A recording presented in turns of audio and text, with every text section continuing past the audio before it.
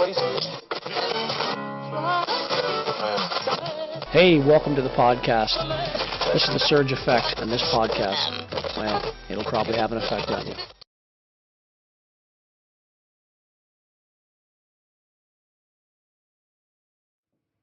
Well, hello, and welcome to another episode of the Surge Effect.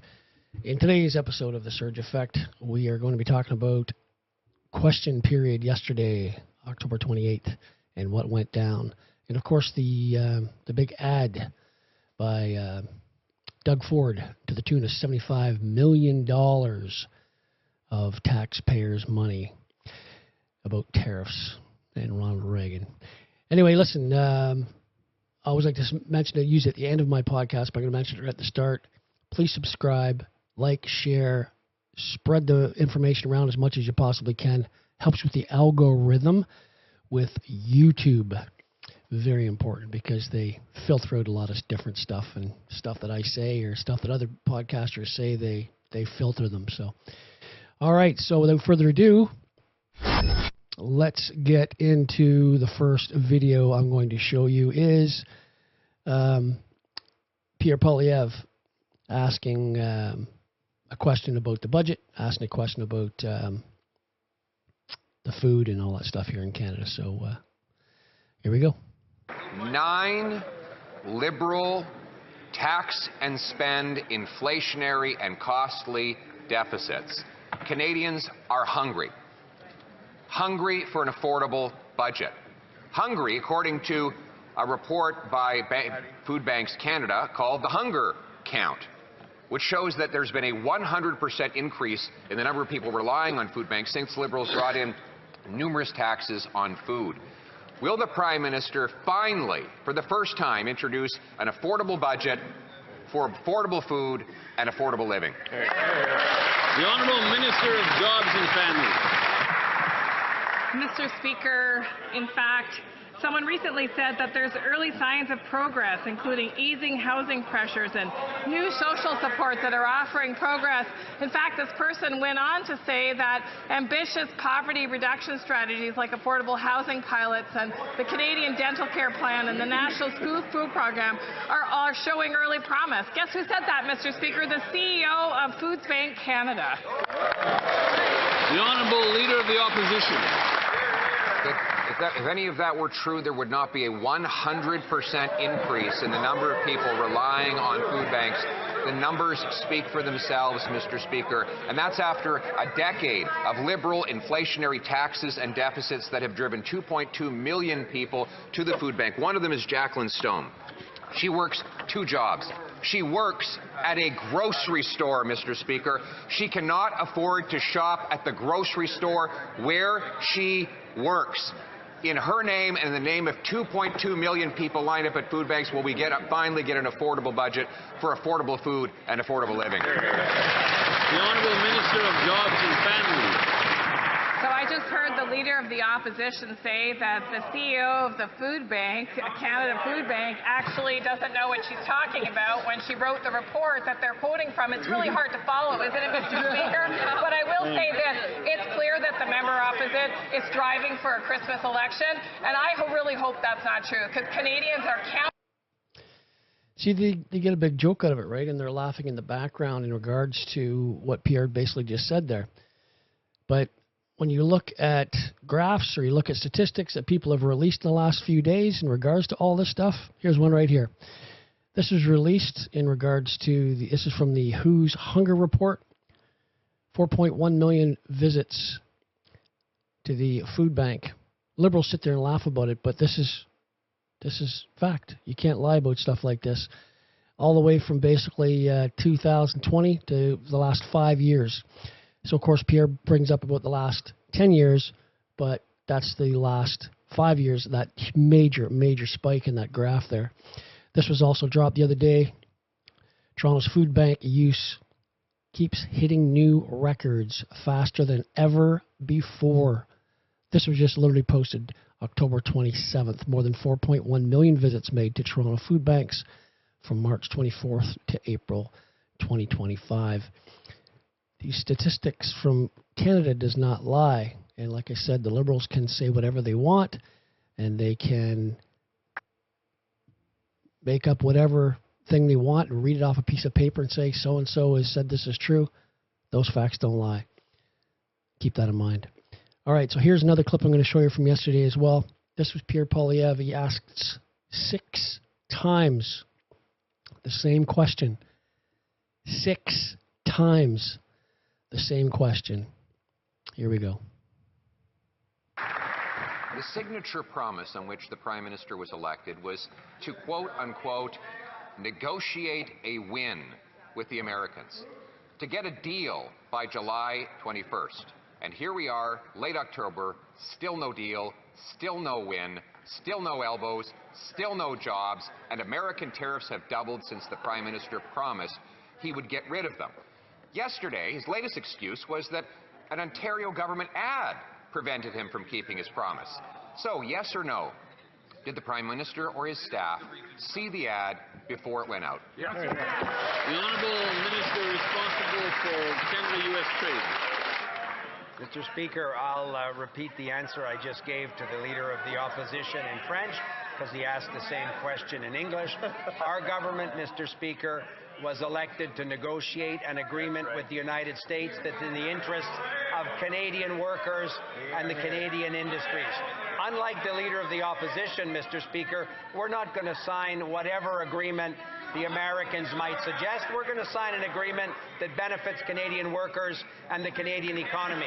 And at the same time, Mr. Speaker, we're going to build in Canada, we're going to invest in Canada, and we're going to support Canadian workers and Canadian business. The Honourable Leader of the Opposition. The Prime Minister promised that he'd have a good deal by July 21st. That date has come and gone. And his latest excuse is an ad from the Government of Ontario. He claims that's why he couldn't keep his promise and get a deal. So, yes or no? Did the Prime Minister see the ad before it went out? The Honourable Minister. Mr. Speaker, as I said a moment ago, our government is committed to working with all partners. Why can't Dominic LeBlanc simply answer the question? Why? In our federation, to work with premiers in every part of the country, to work with union leaders and business leaders, to support the Canadian economy and Canadian workers, and to negotiate with the Americans for a deal that's in the interests of Canada. That's been the government position from the beginning. I'm proud of the work that we've done with all the premiers and businesses and union leaders across the country. The Honourable Leader of the Opposition. Speaker, it's the Prime Minister who has said that the ad prevented him from keeping his promise and getting a deal. He claims he was on the verge of getting that deal. Yep. So surely if he saw an ad that would interrupt the deal, he would have said no and hit the brakes. So the question is, yes or no? Did the Prime Minister or anyone on his staff see the ad before it went out? Yes or no? The Honourable Minister. Mr. Speaker, our government is committed to doing the serious work necessary to get a deal with the United States and to build a strong, resilient Canadian economy. That was the commitment we made to Canadians in the election. That was an election that the Leader of the Opposition lost because people didn't believe he would be serious in either supporting Canadian workers, Canadian businesses, or standing up to the Americans for a deal that's in the interest of all Canadians. The Honourable Leader of the Opposition. Being serious means being honest and telling Canadians. I don't know why the Liberals think that's such a big joke, but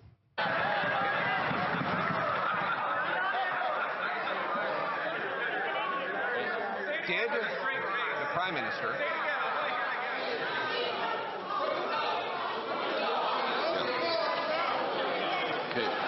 The member can continue, and we'll get a few extra seconds to make up for the interruption.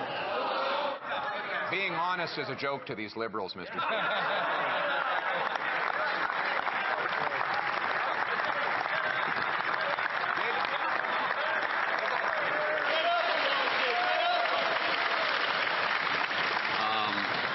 there can't be too many interruptions because I can't afford that much time. But a member could continue. Did the Prime Minister or his staff see the ad before it went out? Yes or no? The Honourable Minister responsible for Canada-US trade. Mr. Speaker, I can imagine the frustration that the Leader of the Opposition feels when he sees a Prime Minister elected to take this serious economic and sovereignty challenge with all of the seriousness it deserves. That's why Canadians thought the Leader of the Opposition wasn't up to that task. That's why Canadians chose a Prime Minister who takes serious issues seriously, who will defend Canadian workers and Canadian businesses and stand up for the right deal for Canada. Did he know about the ad, yes or no? The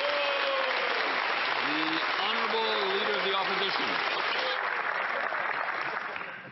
The Prime Minister says the reason he doesn't have a deal is because of an ad. Did he or his staff see the ad before it went out? Yes or no? The Honourable Minister. Again, Mr. Speaker, I can understand the Leader of the Opposition may be frustrated for a whole series of reasons. He's got a caucus meeting coming up this week. He may be very concerned about that as well. Mr. Speaker, what I can tell the Leader of the Opposition and all colleagues in the House is the Prime Minister is committed to doing the difficult, serious work necessary to build the strongest economy in the G7. That starts by supporting Canadian workers, building big in Canada again, and doing everything necessary to get the deal with the Americans that will be in the interest of Canadian workers and Canadian business. See, the Liberals are living in a dream world because they have not done a deal with the Americans. The Americans, according to Trump, the Trump deal is over. The Honourable Leader of the Opposition. Mr. Speaker, there are 100,000 more Canadian workers out of a job since the Prime Minister promised to protect their jobs. He says that they're going to get the best economy in the G7. It's the fastest shrinking economy in the G7. I met with auto workers in Windsor over the weekend who are terrified that the Prime Minister's failures are going to cost them their jobs. He looked those workers in the eyes and he said he would have a good deal by July 21st, and he broke his promise. Now he's blaming an ad. He has a duty to say whether or not he saw the ad that he says blew up the so-called deal he had. So will he do the honest thing and answer the question, did he see the ad, or is it actually his incompetence? The Honourable Minister responsible for Canada-US trade. Mr. Speaker, just because the Leader of the Opposition keeps asserting the same fake premise doesn't make it real. What is real, Mr. Speaker... Remember what he just said there. He said a fake premise, meaning that Pierre's just making it up and that it's not true that Carney saw this ad before it went out with Ford. Remember that. Is the government of Canada can control certain things. We can control investments that we make in partnership with Canadian businesses and Canadian workers to build a strong economy here. We can work with provinces and territories, as we're proud to do, to defend the Canadian economy and to work with the United States to get an agreement that will be in the interests of Canada, something the Leader of the Opposition will never get a chance to do. Okay, so here's another video because there's 6 times Pierre asked the same question. He asked the same question, and Dominic LeBlanc chose not to answer it. Real simple question. Did he see it? Did he not see the ad? Yes or no? But the Liberals do this all the time in our House, all the time. So yesterday they had a news conference, and here's a question that somebody asked Pierre. I'm wondering what you think of how that was handled, whether or not that ad should have been pulled faster. It's a good question for Mr. Carney. Mark Carney approved the ad, and then he claimed after the ad started running that the ad was the reason why no deal happened. So it's time for Mark Carney to come clean. He claims he was on the verge, once again, claims that he was on the verge of getting a deal. Then he approved the ad, and then he blamed the ad for the fact that there is no deal. So the reality is that premiers are stepping up to fill the void left behind by Mark Carney's broken promise. He said he would negotiate a win. He said he would have a deal by July 21st. Still no deal, still no win, still no elbows, still no jobs. And if I could, and now Mark Carney is looking for someone to blame for his broken promises, and he's blaming an ad that he approved. So it's time for Mark Carney to stop blaming others and start keeping his promises, his promise being that he would get a deal, that he would lower the tariffs, and that he would get the job done. He has not done that. No, he has not done that. So you might say to yourself, well, Pierre sounds pretty confident in himself, you know, in regards to Carney knowing about this ad. And, of course, Dominic LeBlanc never saying in the House about the ad. Well, here's Doug Ford, right from his own lips, what he said about the ad. How are relations with the Prime Minister? Are things strained now because of what's happened? Not at all. He saw the ad before I put it out, so did his Chief of Staff. They both saw it, and we moved forward on it. But again, we achieved our goal. You know, as we say, mission accomplished. It was done. They're talking about it in the U.S., and they weren't talking about it before I put the ad on. So I'm glad that Ronald Reagan was a free trader. So, hear that part again? How are relations with the Prime Minister? Are things strained now because of what's happened? Not at all. He saw the ad before I put it out, so did his Chief of Staff. He saw the ad before I put it out, and so did his Chief of Staff. And at the end of that, he also said about Reagan being a free trader. Well, yes, he was a free trader. But he also said about using tariffs when necessary. And this is where people get a little wishy-washy, right? They can't quite figure it out in regards to what's true, what's not true. So this part here is Ontario cut this out from Reagan's speech. And now you know why, because this is exactly what Reagan said. This is, see at the top there, it says, Ontario cut this from Reagan's speech, and now you know why. So listen up. Well, I've never forgotten those jobs. And on trade issues, by and large, we've done well. In certain select cases, like the Japanese semiconductors, we've taken steps to stop unfair practices. They took steps to stop unfair practices. Those steps were tariffs against Japan in regards to those semiconductors. Against American products. But we've still maintained our basic long-term commitment to free trade and economic growth. In which they did, because he does believe in free trade. So, with my meeting with Prime Minister Nakasone and the Venice Economic Summit coming up, it's terribly important not to restrict the President's options in such trade dealings with foreign governments. Unfortunately, some in the Congress are trying to do exactly that.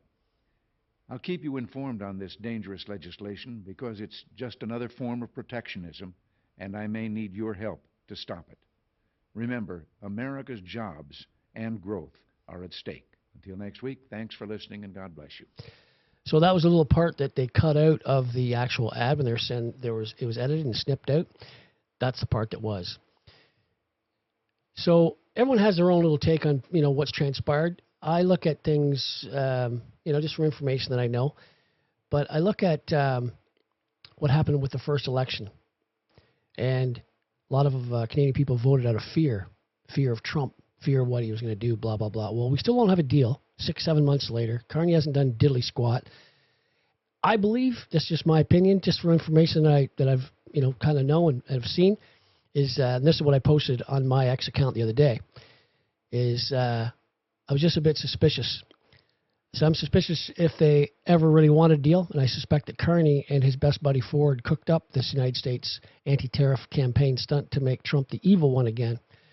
This will allow Carney to rally the elbows up idiots and turn around his recent drop in popularity and approval. And if there is a non-confidence vote on the budget with the worst deficit in Canadian history, it risks a Liberal majority after an election, and Canada suffers again. If the Conservatives allow the budget to go through, Canada suffers. Carney and Ford they don't care about Canada or Canadians. The WEF puppet saves his government and continues to enrich himself and reward his business associates. You understand a little better that what's happening right now is that America's not the enemy, folks. They're just not.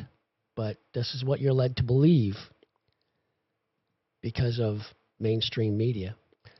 So I'm going to show you a little clip here of Mario Zelaya. Now, Mario, he posts a lot of stuff, but he posted this one here about the corruption, about the ad, this ad that everyone hears about. That's why I wanted to do this podcast today. Listen to what Mario has to say. I could call any video I've ever made a Mona Lisa. This one might be the Mona Lisa of my investigations. Extremely controversial Ronald Reagan ad campaign that resulted in all trade negotiations being halted because it was approved by Doug Ford and viewed by Mark Carney, was produced by a firm with ties to Doug Ford's PC party. The company is called Creative Currency. In 2022, they received $168,000 creating the Get It Done slogan. In 2025, they played a much larger role and they received $1.7 million from the Ontario PC government. Neither the Premier's office nor Creative Currency responded to Global News questions on how much the commercial actually cost, despite the $75 million budget to advertise it. This is where it gets good. This is Corey Tenike. He's been in charge of Doug Ford's campaigns. He also owns and runs a company called Rubicon Strategy, a leading public affairs and government relations firm. Rubicon was registered to lobby for 16 organizations that received SDF grants. This lobbying firm, Rubicon Strategy, owned by the Premier's campaign manager, got more than $100 million in grant money. An article in the Toronto Star is published that said that Corey's blunt style has ruffled the feathers of some cabinet ministers who have privately complained to the Star that he has too much power. Now this is where it gets interesting. Corey married Nicole Alouette. Sorry if I butchered that name. Nicole has a sister named Ali Alouette Matthews. Remember that last name, Matthews. She recently tweeted, "Thank you to @FindCurrency for hosting the live taping of our podcast tonight." You click on that, you get Creative Currency, the same company that created the Ronald Reagan ad campaign. You scroll down, it says, "Our President Dennis Matthews." This is Dennis Matthews. Let me spell it out. Corey Tenike, who owns Rubicon Strategy, who is also Doug Ford's campaign manager, he's the brother-in-law of Dennis Matthews, who owns that agency that produced the ad. Not only that, if you Google search Allison Matthews, you'll see that she's been named as a member of the board of the LCBO, an entity controlled by Doug Ford's government. Now let me ask you this. When you see all this, what's the first word that comes to mind? What do you guys think of all this? Interesting, right? Mario does a phenomenal job of these videos if you haven't seen some of his stuff. But everyone is always, so into Reagan the last couple of days because of the post, because of the ad. Well, he's said freedom is a fragile thing and is never more than one generation away from extinction. It is not ours by inheritance. It must be fought for and defended constantly by each generation, or it comes only once to a people. Those who have known freedom and then lost it have never known it again. That's Ronald Reagan. So people are into what Ronald Reagan has to say. Here's another thing that he said in regards about fascism. And this is an old clip, of course, back in probably the late 60s, early 70s. But here you go. Someone very profoundly once said many years ago that if fascism ever comes to America, it'll come in the name of liberalism. And what is fascism? Fascism is private ownership, private enterprise, but total government control and regulation. Well, isn't this the liberal philosophy?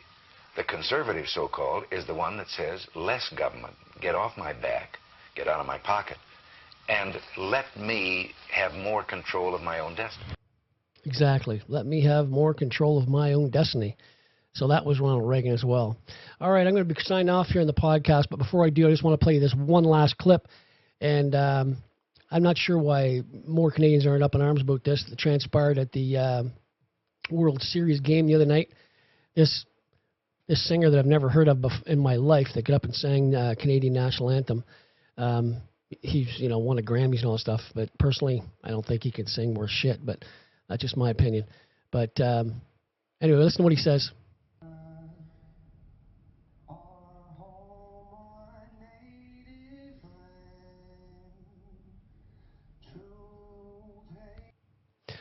home on native land. Isn't that something? Our home on native land. He took the words of our national anthem and changed them. Just willy-silly-nilly. Isn't that something? But you don't hear too much about that on the mainstream media. CBC, CTV. It's kind of crazy. Well, I don't like it. I don't like it that at all. They need to keep it the way it is. That's just my personal opinion.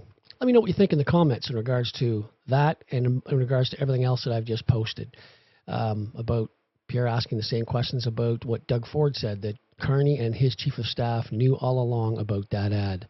They knew it, and they didn't do anything about it. They just let it play. Because I think that they're doing a ploy to do the fear thing again with Canadians. But I hope that you Canadians out there don't fall for it again. Because this Canadian didn't fall for it the first time, and this Canadian won't fall for it ever.